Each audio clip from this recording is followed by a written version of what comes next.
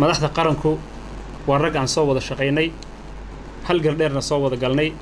go'aanno masiiri ahna soo wada gaarnay haddaba maxaa dhaliyey khilaafka waxyaabihii dhaliyey khilaafka siyaasiga ahaa ee baryahan taagnaa waxaa sababay labadan arrimood ee soo socota kow xasiloonida iyo nabadgelyada gobolka Banaadir waa mid si guud iyo si gaar ahba ugu baahan nabadoonnimo iyada oo la ilaalinayo sarreynta sharciga labo shirkii wada tashiga nabadeynta iyo horumarinta gobolka Banaadir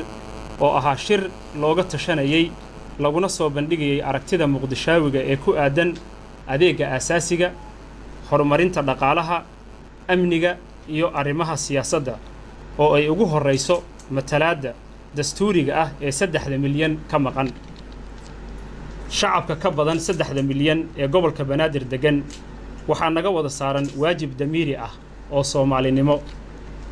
sida daraadeed waxaan shacabka gobolka Banaadir ugu baaqayaa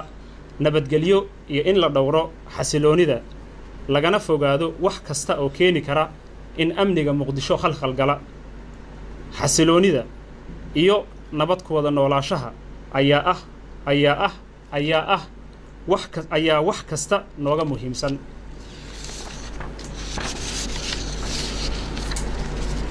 magaaladan waxay soo martay marxalado kala duwan oo adag si tan maanta taagan looga gudbana waxaa nala gudboon dulqaad iyo dhabar adeeg in gobolka Banaadir galo jahwareer iyo nabadgelyo xumo waxaan ka doortay in aan xilka wareejiyo isla markaana u hambaliyeeyo gudoomiyaha gobolka Banaadir ahna duqa magaalada Muqdisho ee magacaaban si taasi u dhacdo dhibaato kalena aanay u iman waa in si degdeg ah aqalka dawladda hoose ee xamar xayiraadda looga qaado haddaba